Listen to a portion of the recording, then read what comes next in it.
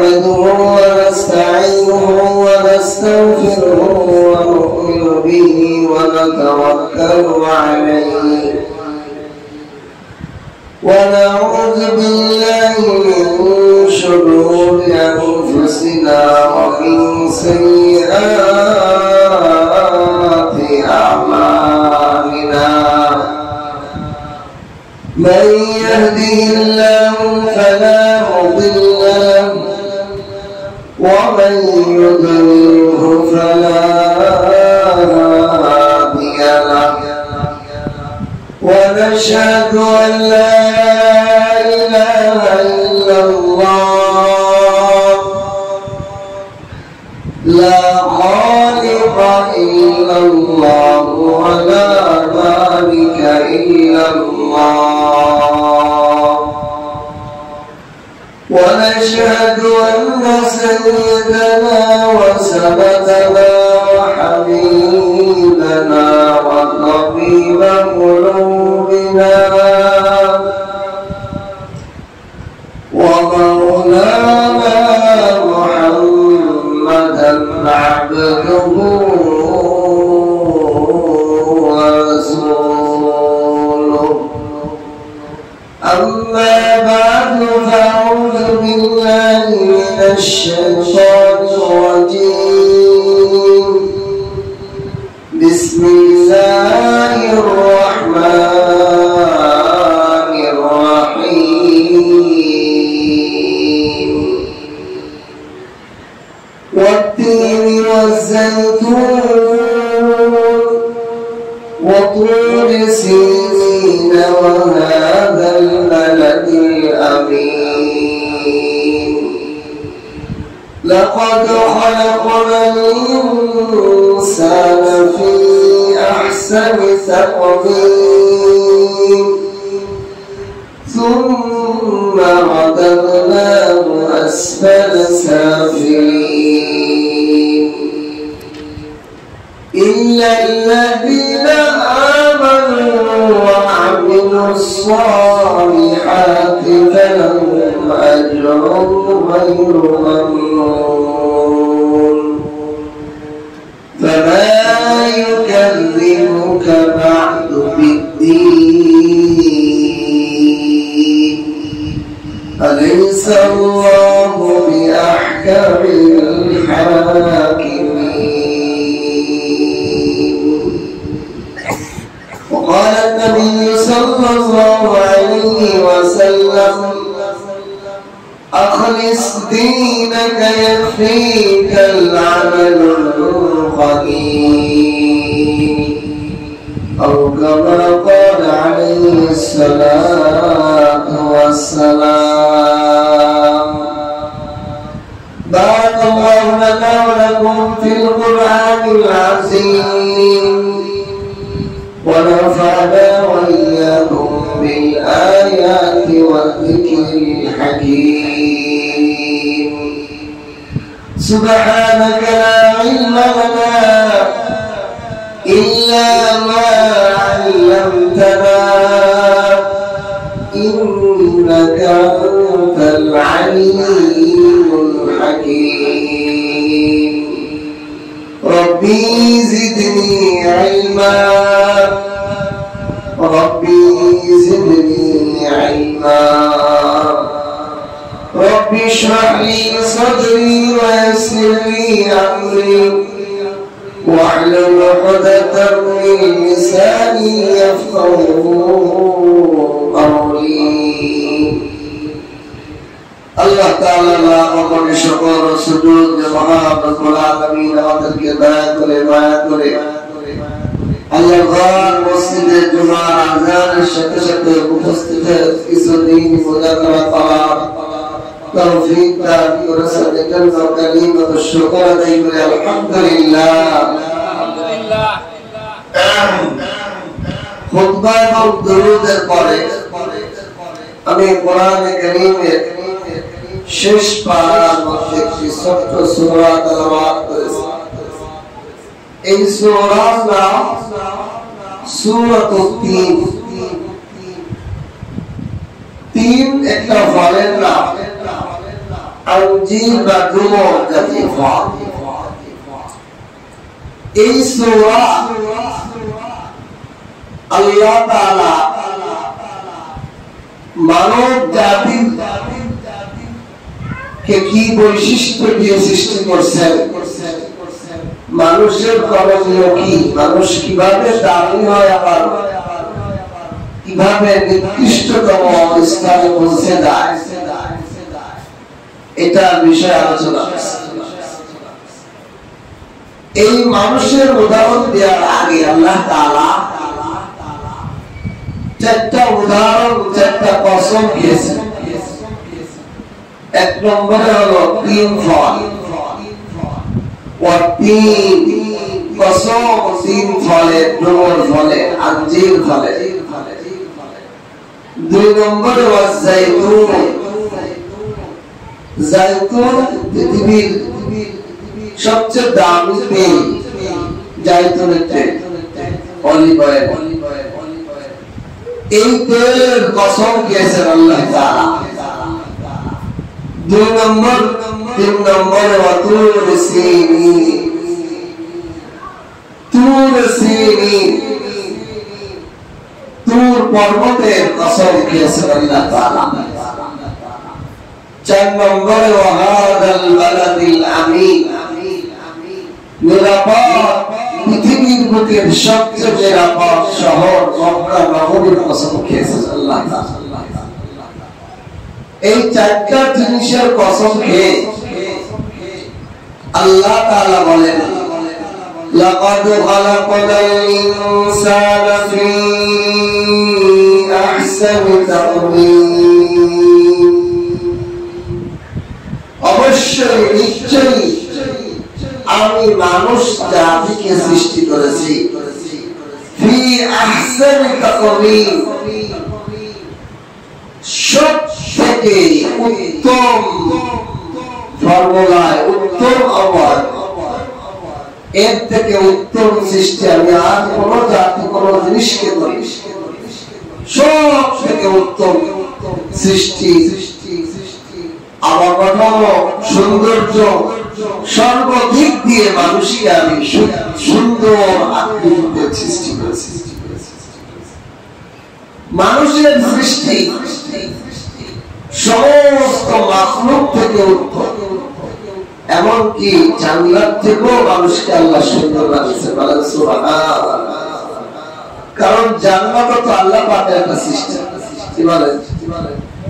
হুর গিলমান, এগুলো থেকেও মানুষকে আমি উত্তম সৃষ্টিতে সৃষ্টি করেছি।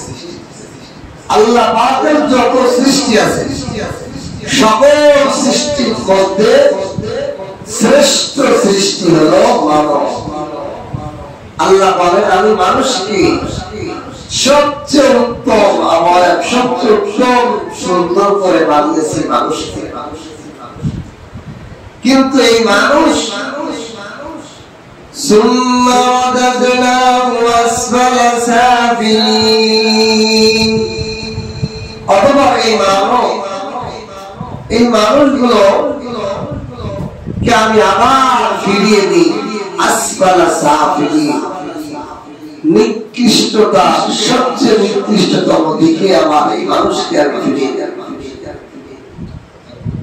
অর্থাৎ মানুষ তার কর্মের মাধ্যমে এমন সমস্ত নিকৃষ্ট কাজ করে, একটা কুকুর তার স্বজাতি কুকুরের সাথে করে না, একটা কাক তার স্বজাতি কাকের সাথে করে না।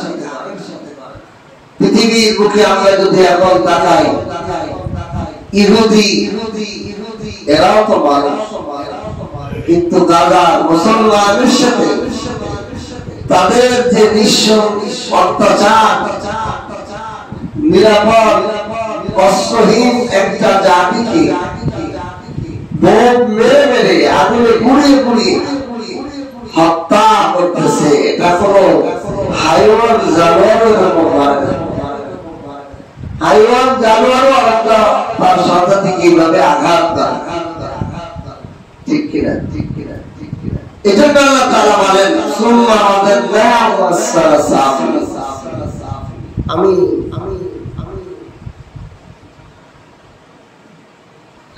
করে নাই, ফ্যানগুলো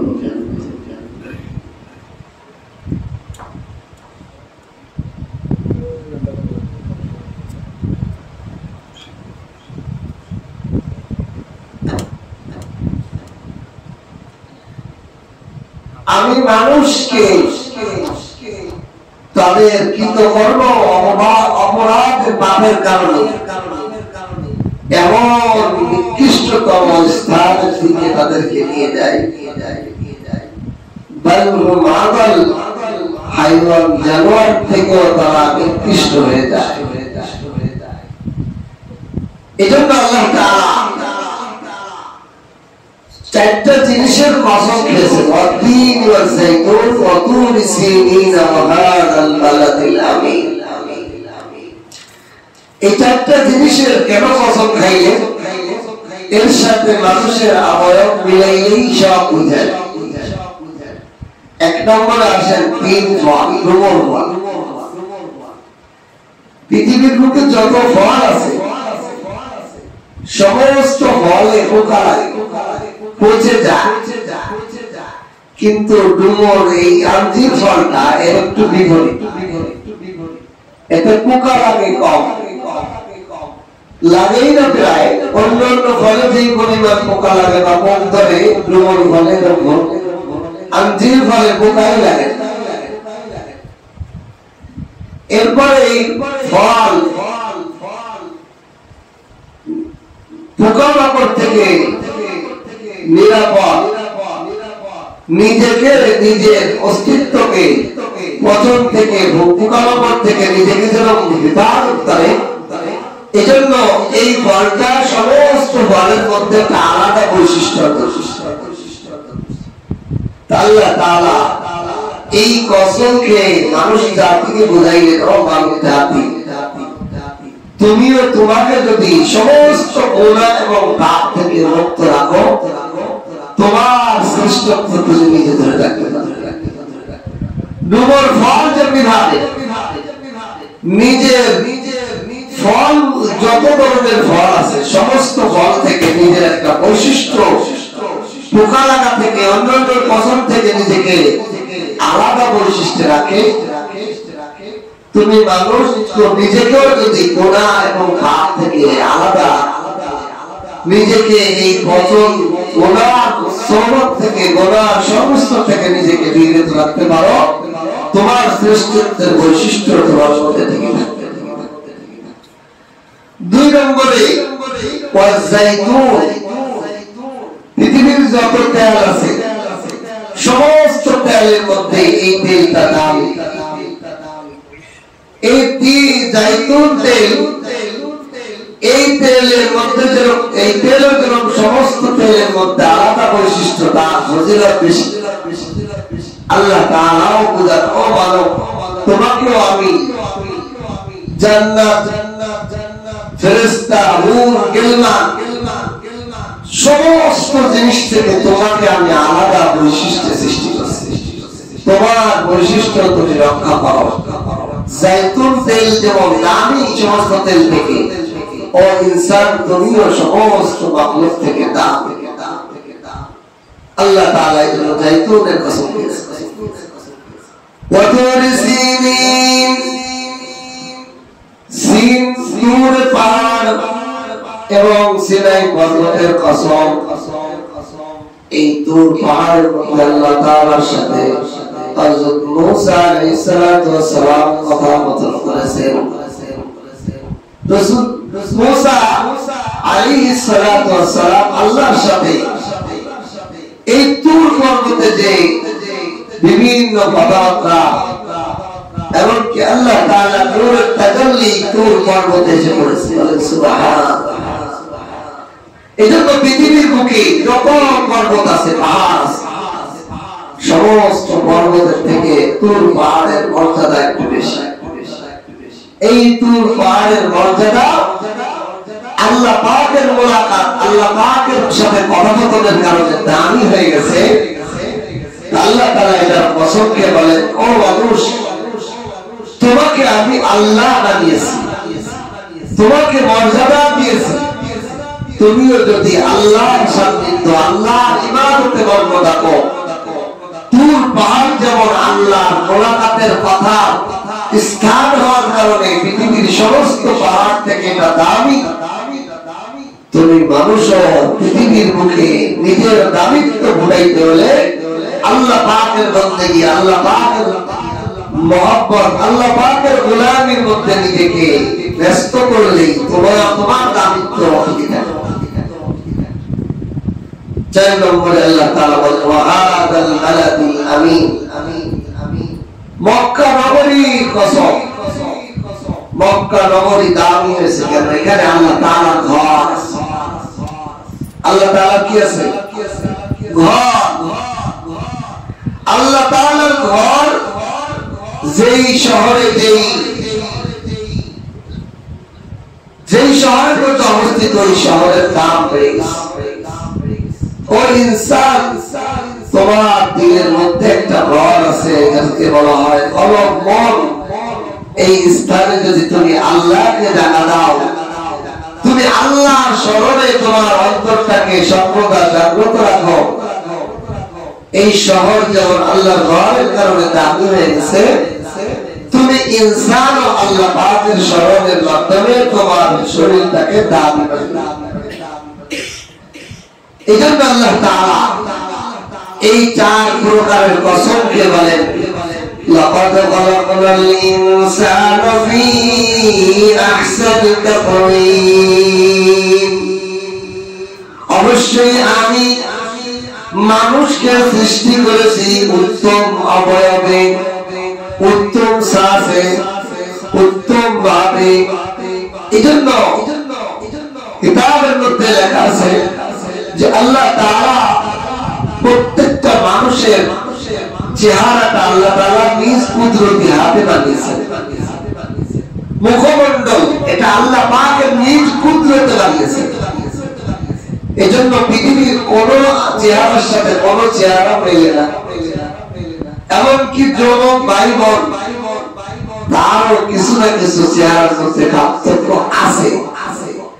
আমরা হঠাৎ করে দেখলে বুঝি না, কিন্তু খুব খেয়াল করে দেখলে এগুলো পার্থক্য আছে। পৃথিবীর কোন মানুষের সাথে কোন মানুষের আকৃতি মেলে না। এটা আল্লাহ পাকের কুদরতের অসীম নিদর্শন। আল্লাহ তাআলা নিজ কুদরতি হাতে মানুষের চেহারাকে তৈরি করেছেন। এজন্য ফুকাহায়ে কেরাম বলেন, কোন মানুষের চেহারার মধ্যে আঘাত করা এটা আদবের খেলাফ। ছাত্র, ছেলে মেয়ে, অধীনস্থদেরকে আমরা অনেক সময় শাস্তি দিই, ঘুষি, চর, থাপ্পড়, লাঠি দিয়ে আঘাত করি, কিন্তু এই ক্ষেত্রে চেহারার উপর, চেহারা গলার উপরে মারা বেশি। 2 নম্বর হলো এই জায়গাটুকু সেনসিটিভ জায়গা। এই জায়গার এমন সব যন্ত্র বসানো, চোখ, নাক, কান, জিহ্বা, মুখ, দাঁত, ব্রেন, এই জায়গার সামান্য আঘাতে একটা মানুষ অচল মৃত্যুবরণ করতে পারে, ঠিক কিনা? এই জন্য এই জায়গাগুলোর মধ্যে আঘাত করা নিষেধ।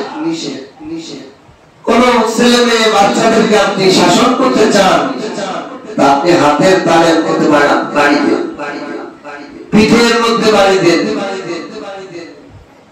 তাকে মুখের মধ্যে আঘাত করা নিষেধ। আল্লাহ তাআলা এই ইনসানকে উত্তম অবয়বে সৃষ্টি করার পর বলেন, আমি এত সুন্দর আকৃতি সৃষ্টি করছি, পৃথিবীর সবচেয়ে কালো নিগ্র মানুষটার দিকে যদি তুমি তাকাও, পৃথিবীর সব সৌন্দর্য থেকে তার সৌন্দর্য। সৌন্দর্যের মাত্রাটি কি খালি সাদা হওয়া? আমাদের দেশে ধরেন, এটা তো বোঝার জন্য বলি, আফ্রিকান যারা নিগ্র, ওই দেশের সুন্দরী মেয়ে আছে না,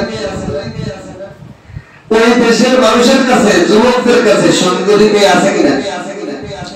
সুন্দরী মেয়ে কাকে বলে জানেন? ওই দেশের ভাষায়, ওই অঞ্চলের পরিভাষায় সুন্দর হলো যেই মেয়েটার যত বেশি কালো। অথচ দেখেন আমাদের দেশের যুবকদের যদি জিজ্ঞাসা করা হয় সুন্দর মেয়ে কেমন, মানে সাধারণ কালো বা শ্যামলা মেয়েকে আমরা সুন্দরী বলি। আসলে সৌন্দর্যের মাপকাঠি ওটা নয়। সৌন্দর্যের সংজ্ঞা স্থান কাল ভেদে ভিন্ন হয়। এই জন্য আফ্রিকান যুবকদের দৃষ্টিতে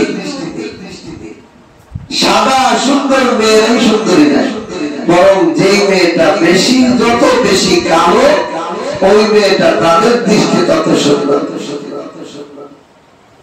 তাহলে আল্লাহ পাক যে সৌন্দর্য দান করছেন, এইটা যখন আমরা খালি সাদা সুন্দর জগমগ করে এটার ভিতর নিয়ে যাব, তখন আল্লাহর এই কথাটা আমাদের বুঝতে অসুবিধা হবে।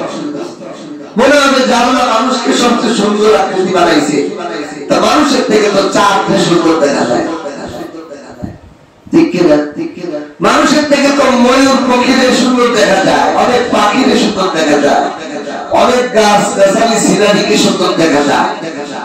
কিন্তু সৌন্দর্যের মাপকাঠি এটা নয়, সৌন্দর্যের ব্যাপক একটা মাপকাঠি আছে। সর্বদিক দিয়ে তার পরিপূর্ণতাকেই সৌন্দর্য। এই জন্য দেখবেন পৃথিবীর যত যারা সুন্দরী প্রতিযোগিতা দেয়, দেখবেন তারা মেয়ের খালি সাদা দেখে না, বরং সৌন্দর্য দেখে তাদের ওই মেয়েদের মাথা থেকে পায়ের তালু পর্যন্ত প্রত্যেকটা অঙ্গ প্রত্যঙ্গের মাপকাঠি ঠিক আছে কিনা সাথে সৌন্দর্যের ভাস দেয়। এই জন্য আল্লাহ তাআলা বলেন আমি মানুষকে সৌন্দর্য দিয়েছি। মানে দেখেন ময়ূর পাখি দেখতে সুন্দর কিন্তু কথা বলতে পারে না, কিন্তু মানুষ পারে কিনা? অনেক চাঁদ কত উজ্জ্বল কিন্তু তার চোখ নাই, নাক নাই, মুখ নাই। মানুষের চোখ আছে কিনা? এই জন্য প্রতিটা বস্তু প্রতিটা সৃষ্টি থেকে মানুষের সৌন্দর্য আনে। মানুষের মধ্যে আল্লাহ তাআলা ব্রেন দিয়েছে, চোখ নাক কান এমন ভাবে সেটেল করছেন অন্য কোন প্রাণীর মধ্যে এটা পাওয়া যায় না।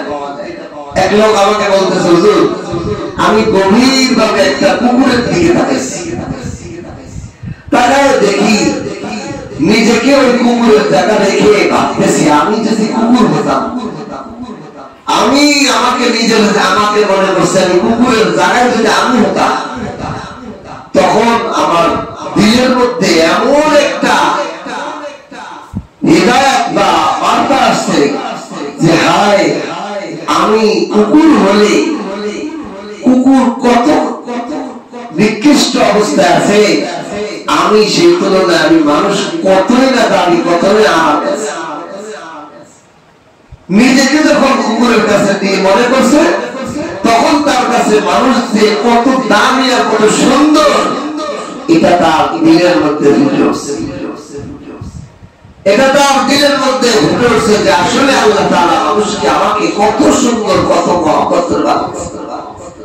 অথচ আমি আল্লাহর কাছে দরখাস্ত করি নাই আল্লাহ আমাকে মানুষ বানান, আমাকে পুরুষ বানান, আমাকে অমক বংশ বানান, আমাকে ভালো একটা মুসলমানের ঘরে জন্ম দেন, এগুলো আমরা কোনো দরখাস্ত করছি? আল্লাহ তাআলা ইনসানকে দামি আকৃতি দিয়ে পৃথিবীর সমস্ত মাখলুকের সাথে তুলনা করলো। মানুষের মধ্যে সবচেয়ে বিকৃত আকৃতির মানুষটা থেকেও পৃথিবীর সবচেয়ে দামিটা দামি, পৃথিবীর সবচেয়ে সুন্দর মঞ্জিত একটা জিনিস তাও পৃথিবীর সবচেয়ে খারাপ মানুষটা থেকে তার থেকে ভালো। কিন্তু এই মানুষটা যখন আল্লাহ তাআলার নাফরমানি করে, আল্লাহ বলেন সুম্মা ওয়াদাদনাহু আসফালা সাফিলিন। মানুষ যখন তার মানুষের সৌন্দর্য বানানোর কথা ভুলে যায়, মানুষকে তার আল্লাহ যে বানিয়েছেন মহব্বত করে এত সুন্দর আকৃতি দিয়েছেন, নিজেকে নিজে যখন ভুলে যায়, নিজের অস্তিত্ব নিজের সৃষ্টি সম্পর্কে যখন তার ধারণা থাকে না, সে মনেও করে না স্মরণও করে না, তখন তার দ্বারা এমন নিকৃষ্টতম আমল হয় আল্লাহ বলেন আমি তাকে হাইওয়ান জানোয়ারের থেকেও নিচে নামিয়ে দেই। এমন নিকৃষ্ট কাজ করে সে মানুষ হয়ে মানবতা বিরোধী এমন জঘন্য করে সে যে মানুষ, তাহলে যে আল্লাহ উত্তম বানিয়েছেন সেই কথা সে ভুলে যাওয়ার কারণে হাইওয়ান জানোয়ারও যেরকম করে না, একটা বাঘ সে আর একটা বাঘের উপর হামলা করে না, সে শিকারি ধরে খায় কিন্তু আর একটা বাঘের উপর হামলা করে না, মারামারি করে কিন্তু মাইরিয়ে ধুলে আগুনে পুড়ায়। অথচ মানুষ তার নিজের সৃষ্টি সম্বন্ধে ধারণা ভুলে যাওয়ার কারণে সে আর মানুষের উপর জুলুম, অত্যাচার, নির্যাতনের এমন নিষ্ঠুরতা চালায় যা পৃথিবীর মুখে অন্য কোন প্রাণীও দেখলে কিংবা তবে শয়তানও যে বলবে তুই এত নিকৃষ্ট। এজন্য আল্লাহ তাআলা বলেন সুম্মা রাদাদনাহু আসফালা সাফিলিন, অথবা মানুষ তাদের নিজেদের কর্মের কারণে আমি তাদেরকে এমন নিকৃষ্টতম স্থানে নিয়ে যাই সে কল্পনাও করতে পারে না যে সে কি করতেছে, তার বিবেক লোপ পেয়ে যায়, সে যে খারাপ কাজ করতেছে এই অনুভূতি অনুশোচনা তার মধ্যে আসে না। বিবেক দিয়ে তার একটা মানুষ ভালো হয়, সেই বিবেকও তার নষ্ট হয়ে যায়, বন্ধ হয়ে যায়। এত নিকৃষ্টতম দিকে আল্লাহ তাআলা তাকে নিয়ে যায়। তবে আল্লাহ বলেন এই মানুষদের মধ্য থেকে দুই প্রকার মানুষ, দুই গুণওয়ালা মানুষ সাবেক সমস্ত মানুষদেরকে আমি আবার নিকৃষ্টতম দিকে নিয়ে যাই। আমি বানাইছি দামি করে, আমার পদ আমি বানাই নিয়ে যাই। তবে দুই গুণওয়ালা মানুষদের ব্যতীত ইল্লাল্লাযীনা আমানু ওয়া আমিলুস সালিহাত, তবে যারা ঈমান এনেছে, আল্লাহর প্রতি বিশ্বাস স্থাপন করেছে। বিশ্বাস এমন না দেখে বিশ্বাস করতে হয়। জান্নাত দেখি নাই, জাহান্নাম দেখি নাই, আল্লাহকে দেখি নাই, রাসূলকে দেখি নাই, কবর, হাসর, মিজান, ফুলসিরাত কিছুই দেখি নাই, তারপরেও বিশ্বাস করতে হয়। এই বিশ্বাসের ঘাটতির কারণে মানুষ পাপাচারে পতিত হয়। যার যত বিশ্বাসের ঘাটতি তার তত ঈমানের আমল বাড়ে। দেখবেন যে মানুষটা নামাজ পড়ে না, এর মানে হলো তার বিশ্বাসের ঘাটতি রয়েছে। এটি বিশ্বাসের ঘাটতি থাকার কারণে সে নামাজ পরিপূর্ণভাবে পড়তে পারতেছে। আর যে মানুষটা নামাজ পড়তে পারতেছে, পাঁচ ওয়াক্ত মসজিদে আসতেছে, তার ঈমান বিশ্বাসটা দৃঢ় পাকা হয়েছে, এই জন্য সে পারতেছে। এই জন্য আল্লাহ তাআলা বলেন এক নম্বর গুণ হলো ঈমান দার হতে হবে, বিশ্বাসী হতে হবে। আমাকে কেমন বিশ্বাসী? আল্লাহ পাকের শরীয়তের কোন হুকুম আমার সামনে আসলে আমার এটার মধ্যে কোন তাল বাহানা করার সুযোগ থাকবে না। আমাদের সমাজটা এমন এক পর্যায়ে চলে গেছে, এই যে 2-3 দিন 4-5 দিন আগে আমার কাছে এক যুবক আসছে।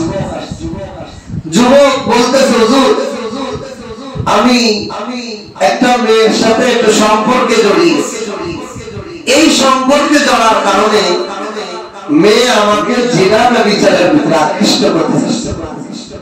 এখন আমি এমন এক পর্যায়ে চলে যাচ্ছি যে আমি ওই মেয়েই আমাকে জিনায় পতিত করতে যাচ্ছে। আমি এখন কি করতে পারি? যুবক নামাজ পড়ে, একটু দিনের পথে চলে। আমি বললাম দ্রুত বিয়ে করে ফেলে। বলতেছে হুজুর এই মেয়ের বাবা মা আমাকে ওই মেয়ের সাথে এক রুমে থাকাতেও থাকতে দেয়, বিয়ে হয়নি। বলে যে বাবা তো থাকো, মেয়ের সাথে গল্প করবো, অসুবিধা নেই। বাপ মা বলতেছে তা আমি চাইলেই জিনা করতে পারি, মেয়েও আমাকে উদ্বুদ্ধ করে। কিন্তু হুজুর এরকম একটা পরিস্থিতি আছে, আমি কি করবো? আমি বললাম দ্রুত বিয়ে করে ফেলে, নয় শয়তানের গোলাম আপনাকে জিনায় পতিত করবে। তা আলহামদুলিল্লাহ তার বাবা মাকে বলে, মেয়ে বাবা মাকে বলে বিয়ে এখন প্রস্তুতি নিছি।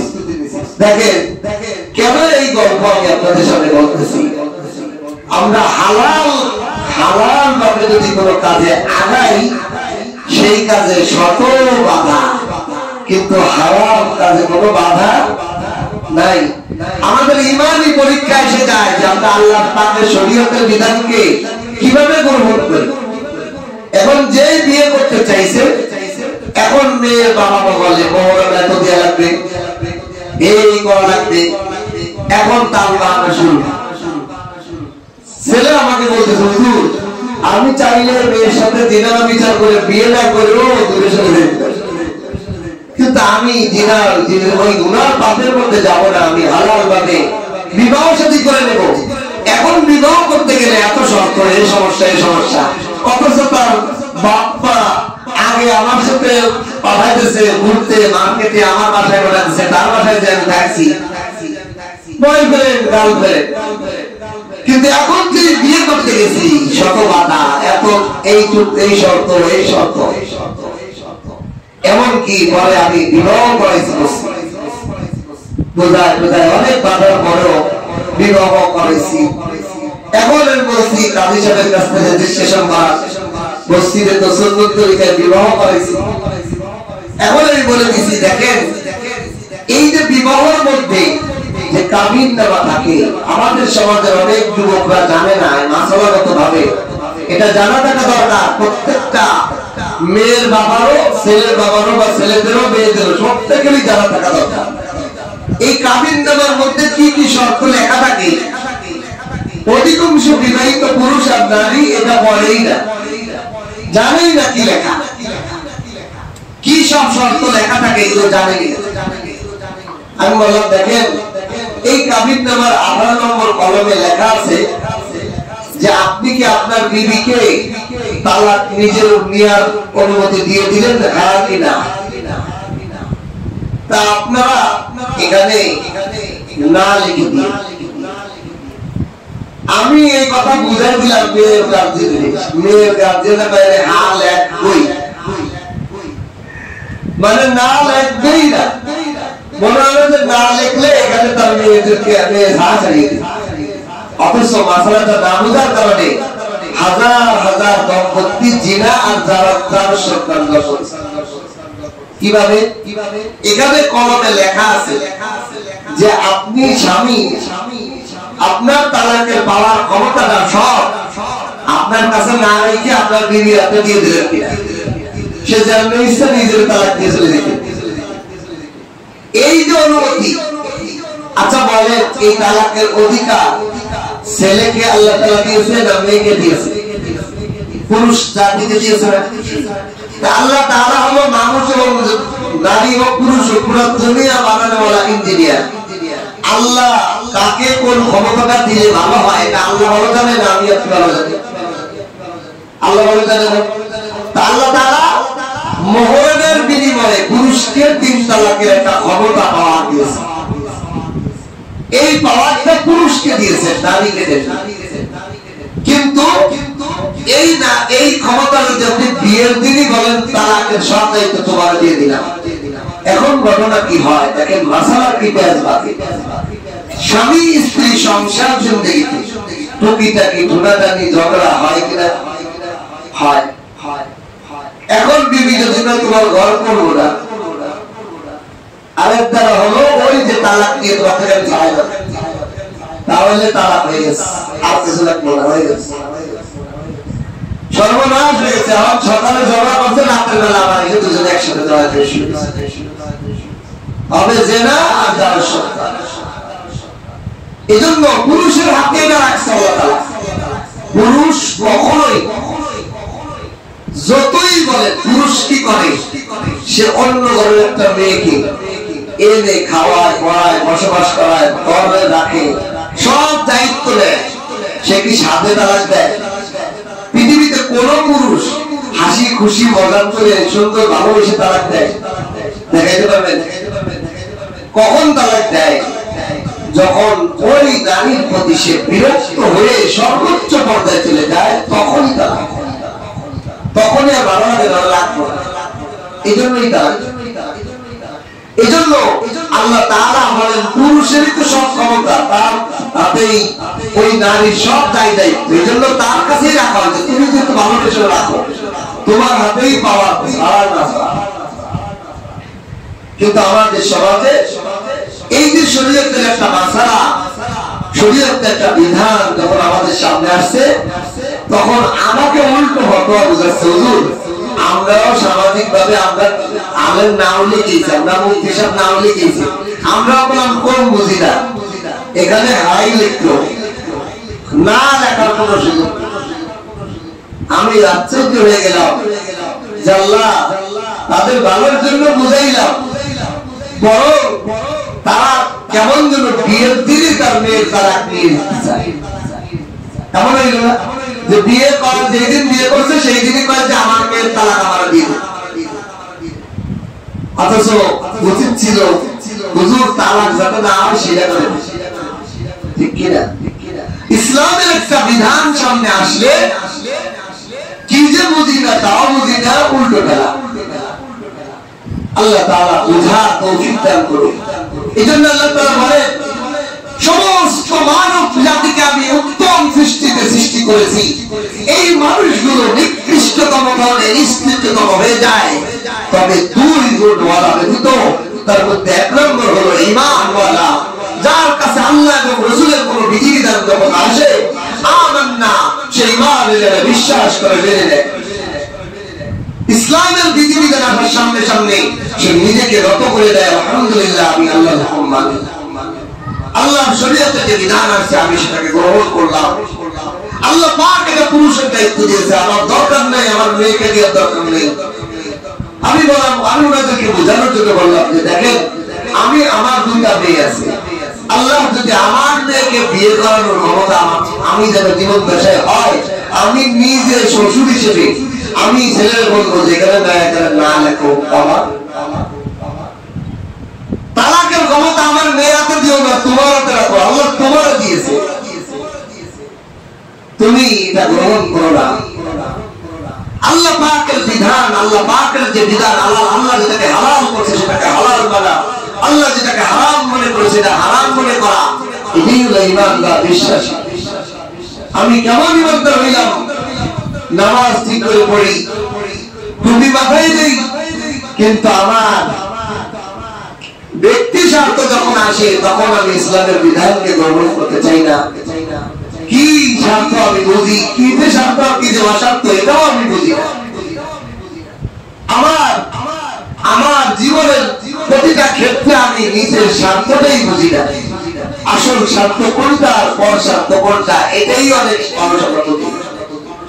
আমাদের কোনাবাড়ি বাজারে অনেক ব্যবসায়ী ভাইদেরকে থেকে আমি বলি, ভাই এই যে সকাল থেকে 12টা পর্যন্ত দোকানদারি করে, স্বার্থ কি? শরীরের একটু আরাম, তা আপনারা তো দেখি যে এমন ভাবে দোকানদারি করেন, নামাজটাও ঠিক করে পড়তে পারেন না, বিবি বাচ্চারাও ঠিক করে সময় দিতে পারেন না, একটু ঘুরতেও যান না, একটু আনন্দ করতেও পারেন না, খালি পাইছেন দোকানদারি। এই হাস করে যখন অসুস্থ হয়ে মারা যাবেন, এটা পয়সা কি যে আমি আমার দরকার, কি যে আমার দরকার না, এটাই বুঝি না। এই জন্য ঈমানদার এক নম্বর গুণ হতে হবে, ঈমানদার আমার আল্লাহর হুকুমের সামনে বিশ্বাসী হতে হবে যে সব আমার কাছে চোখের পলকে নাই হয়ে যাবে, আমার আল্লাহই হলো আসল। আপনি আজ মারা যাবেন, কালকে আপনার বিবি আপনার কবরে বসে বলবে না, হায় আমার স্বামী তুমি একা একা কবরে শুয়েছো, তোমার পাশে আমি শুয়ে গেছি, বলবে কোনো বিবি? বিবি মারা গেছে, স্বামী কি পরের দিন 2 দিন বলবে যে আমার বউ একা একা শুতে ভয় পায়, বাসায় একা থাকতে ভয় পায়? সেই বউ মারা গেছে, তার কবরের পাশে আমি 2 দিন দাঁড়িয়ে তার সাথে টুকু নয়, কোন পৃথিবীর স্বামী বলবে? কার জন্য আপনি ইসলামকে ত্যাগ করতেছেন? কার জন্য আল্লাহর হুকুমকে আপনি ছেড়ে দিতেছেন? যে আল্লাহ আপনার কবরে, আপনার জীবন দশায়, আপনার রোগের আগে আল্লাহ আপনার সিনায় আপনার খাবারটা মুখে দিতেছেন, হজম করে দিতেছেন আল্লাহ, আপনি নিঃশ্বাস দিতেছেন, বের করতেছেন আল্লাহ, সে আল্লাহর হুকুমের সামনে আপনি সব ত্যাগ করা দরকার ছিল, কিন্তু আপনি আল্লাহকে বাদ দিয়ে অন্য সাথে আপনি আল্লাহর হুকুমকে ত্যাগ করে দিচ্ছেন। এই জন্য আল্লাহ বলেন, সমস্ত মানুষকে আমি নিকৃষ্টতম নিকৃষ্ট স্থানে পৌঁছে দেব, আর সবচেয়ে নিকৃষ্ট স্থান হলো জাহান্নাম। এই জাহান্নামের দিকে এই দামি মানুষগুলোকে আমি নিয়ে যাব। তবে এক নম্বর হলো তারা ঈমান রয়েছে, আমার প্রতি বিশ্বাস, আমার হুকুমের প্রতি এমন ইয়াকিন এবং বিশ্বাস স্থাপন করেছে যে আমার হুকুম, আমার বিধান অনুসার করে, সে আর কিছু দেওয়া করে না। ইল্লাল্লাযীনা আমানু ওয়া আমিলুস সালিহাত। দুই নম্বর হলো সে ভালো কাজগুলো করে, আমলে সালিহাত, তার সামনে সমস্ত ভালো কাজ। দেখেন আমাদের সামনে আমরা ঈমানদার দাবি করি, কিন্তু আমরা এখান থেকে কথার কথা একজন মানুষ বলে যে ইসরায়েলের সাথে যদি আমার যাওয়ার সুযোগ হতো আমি যুদ্ধ করতাম, তাদের সাথে লড়তাম ফিলিস্তিনের পক্ষে হয়ে। কিন্তু আজ আমি আপনি আমার আপনার অজান্তে হাজারো আমার আপনার টাকা ইসরায়েলের কাছে চলে যাইতেছে, তারা ওই টাকা দিয়ে বোম বানায় ফিলিস্তিনের মারতেছে। আমি আপনি সেই জিহাদে অংশগ্রহণ করার জন্য আমি আপনি যদি চাইতাম যে আমি আজ থেকে ওয়াদাবদ্ধ, ইসরায়েলি যত পণ্য আছে, ইসরায়েলের সাথে যাদের সূত্র গাথা, কোনো না কোনো ভাবে আমার এই টাকা ওই ইসরায়েলের হাতে যাবে, আমি ওই পণ্য কেনব না, আমি বিকল্প পণ্য কেনব। পারি কিনা? আজ আমাদের সমাজে বছর 5 বছর 10 বছর ধরে আলেম ওলামা বলতেই আছে যে ইসরায়েলি পণ্য থেকে বিরত থাকি, ইসরায়েলের পণ্য থেকে বন্ধ থাকি, ইসরায়েলের অর্থনৈতিক ভাবে আমরা পঙ্গু করি, তাদের সাথে লড়ি। কিন্তু আজ দেখেন আপনি বাজারে যান, মুসলমান দোকানদার, এটা তো ইহুদি দোকানদার না, সমস্ত দোকানদাররা ইহুদি পণ্য উঠে আছে। তার ঈমান যদি এরকম থাকতো, আমি বাজারে আমার দোকানের মধ্যে ইসরায়েলি কোন পণ্য বিক্রি করব না, আমি আজ থেকে আমার দেশীয় পণ্য অন্য কোন পণ্য বিক্রয় করব, এই পণ্য আমি উঠাবই না। তাহলে সমাজ থেকে এই পণ্য থাকতো। একটা দেশের থেকে যদি পুরো একটা ইহুদিদের পণ্য বন্ধ হয়ে যায়, ইহুদিদের এটা ধাক্কা লাগবে না? কিন্তু আজ আমরা ঈমানদার দাবি করতেছি, 5 ওয়াক্ত নামাজ পড়তেছি, ফিলিস্তিনের জন্য প্রোগ্রাম বানিয়ে ফেলাচ্ছি, কান্না করতেছি, কিন্তু আমরা তলদে অজান্তে হাজার পণ্য কিনে তাদেরকেই টাকা দিচ্ছি। মুসলমান জানেও না যে কোন পণ্যগুলো ইহুদিদের, কোন পণ্যগুলো আমাদের দেশি। এগুলো আমরা জাস্টিফাই করা। দেখেন ইব্রাহিম আলাইহিস সালাম নমরুদ আগুনে ফেলেছে। কাল্লাস একটা প্রাণী, সে ফু দিয়েছে আগুন জ্বালানোর জন্য, আর ব্যাং, এই ব্যাংটা পেশাব করে দিয়েছে। পেশাব করছো কেন? আমি আমার জায়গা থেকে আগুন নিভাইতে পারবো না, তবে আমি আমার জায়গা থেকে চেষ্টা করছি। ব্যাঙে একটু পেশাব করে দিয়েছে, এই জন্য আল্লাহ তাআলা ব্যাঙের পেশাবকে বলতো পাক হুকুম দিয়েছে। ব্যাঙের পেশাব লাগলে আপনি নামাজের কাপড় নাপাক হবে না, শরীর নাপাক হবে না। অথচ আমরা আমাদের জায়গা থেকে আমরা এই উদ্যোগ নিতেছি না। প্রত্যেকের অবস্থান থেকে আমি যদি ঈমানদার হই, আমল সালেহ হই, তাহলে আমার জায়গা থেকে আমার চেষ্টা করতে হবে যে আমি কিভাবে করতে পারি, কিভাবে আমি তাদের পাশে দাঁড়াতে। আমি যাইতে পারতেছি না, কিন্তু আমি তাদেরকে, আমি আমার জায়গা থেকে আমি ইসরায়েলি পণ্য আর কিনবো না, যে ইসরায়েলি পণ্য তাদের কাছে দেব। আমি দোকানদারের ব্যবসায়ী, আমি এই পণ্যগুলো আর খাবো না, আর অন্য পণ্য দিয়ে ব্যবসা করবো। এই জন্য আল্লাহ বলেন ইন্নাল্লাযীনা আমানু ওয়া আমিলুস সালিহাত, সমস্ত মানুষ জাতিকে আমি পৃথিবীর সমস্ত জিনিস থেকে উত্তমভাবে সৃষ্টি করেছি। এই সৃষ্টির পরে আবার তাদেরকে আমি ফিরিয়ে নেই। সুম্মা রাদাদনাহু আসফালা সাফিলিন, নিকৃষ্টতম থেকে নিকৃষ্টর দিকে আমি তাদেরকে ফিরিয়ে নেই। তাদের কৃতকর্মের কারণে, তাদের পাপের কারণে এমন নিকৃষ্ট হয়ে যায়। কিন্তু ওই সমস্ত লোকরা ছাড়া যারা ঈমান আনছে আল্লাহর প্রতি পরিপূর্ণভাবে, আল্লাহর হুকুম যখন আসে সে আর এর থেকে অবহেলা করে না। 2 নম্বরে আমল আমিলুস সালিহাত, নেক আমল করতে থাকে। আল্লাহ তাআলা বলেন তাদের জন্য আমি কি রেখেছি?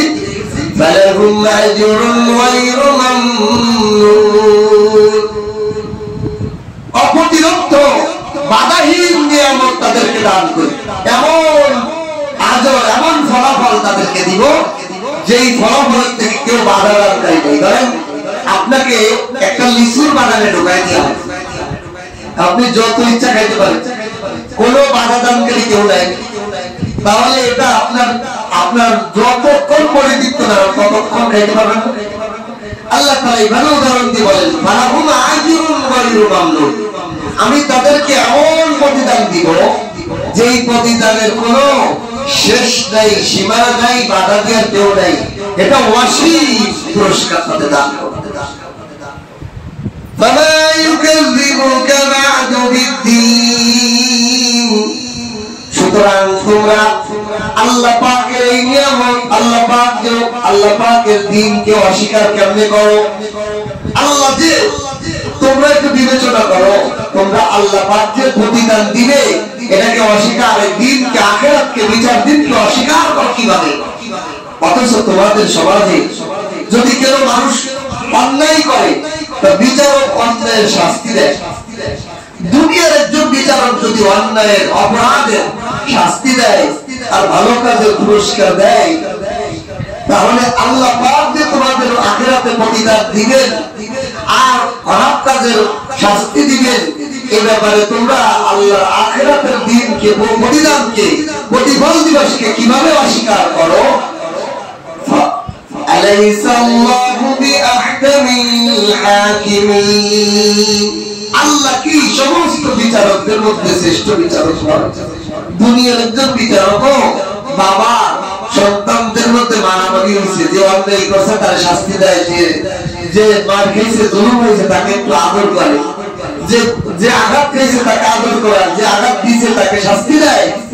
তাকে বাবা, সাধারণ একটা বাবা যদি বিচারের মধ্যে এত টুকটাক রাখে, আল্লাহ তাআলা কি ন্যায় বিচারক নয়? আল্লাহ কি ভালো কাজ করনেওয়ালা ইমানদারদেরকে পুরস্কার দিবেন না আর অন্যায়কারীদেরকে শাস্তি, কঠোর শাস্তি দিবেন না?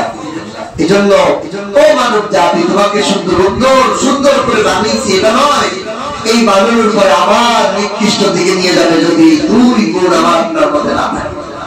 এজন্য ঈমানকে বাড়া করতে হবে। আমি একটা হাদিস পাঠ করেছিলাম, রাসূলুল্লাহ সাল্লাল্লাহু আলাইহি ওয়াসাল্লাম বলেন, ক্বালা নবী সাল্লাল্লাহু আলাইহি ওয়াসাল্লাম, আখলিস দীনাকা ইয়াকফিকাল আমালুল কলিল, হে ঈমানদার, হে নবীর উম্মতেরা, তোমরা ঈমানকে খাঁটি করো, অল্প আমলই নাজাতের জন্য যথেষ্ট। এইজন্য ঈমান খাঁটি করতে হবে, যে আপনার ঈমান, আপনাকে শরীয়তের বিধানের সাথে বলা হইতেছে না, আমি এটা বিশ্বাস করি, এটা মানি না। মানুষ দ্বিধায় বলে যায় বেঈমান হয়ে। আল্লাহ পাকের একটা বিধান যদি সামনে আসে, সে এটাকে হেলতা বানায় ফেলায়, এটাকে ব্যাখ্যা করতে চায়, এটাকে সাইড নিয়ে যেতে চায়, তখন আপনি তো প্রকৃত ঈমানদার হতে পারবেন না। আল্লাহর হুকুম আসছে, আমি মানি, আমার বুঝে আসুক অথবা না আসুক আমি মেনে নেব, এটাই হলো আমার ঈমান। আল্লাহ পাক আমাদেরকে আল্লাহর হুকুমকে, আল্লাহর শরীয়তের বিধিবিধানকে নির্দ্বিধায় মানার তৌফিক দান করেন। এজন্য আল্লাহ রাসূল দোয়া শিখিয়েছেন, দোয়া করবেন, আল্লাহ আমাকে শরীয়তের মেজাজ দান করেন। কি বলবেন? বাংলায় বলবেন, আল্লাহ আমাকে শরীয়তের মেজাজ দান করেন। শরীয়তের যত বিধান আছে এই জন্য আমার মেজাজ হয়, এই জন্য আমার মেজাজ, আমার জন্য গুনার মেজাজ না হয়। আল্লাহ আপনার অপছন্দনীয় জিনিসগুলো আমার মেজাজ, আমার তবিয়তের সাথে না হয়। অনেক মানুষ বলে যে এটা আমার তবিয়তের সাথে না, এটা আমার মেজাজ না, বলেন। আপনি দোয়া করবেন, আল্লাহ আমার মেজাজটাকে শরীয়ত মোতাবেক বানায় দেন, শরীয়ত সম্মত আমাকে মেজাজ দান করেন। আল্লাহ পাক আমাদের সবাইকে ঈমানওয়ালা মেজাজ দান করবেন, আমিন। ওয়া আখিরু দাওয়ানা আলহামদুলিল্লাহি রাব্বিল আলামিন।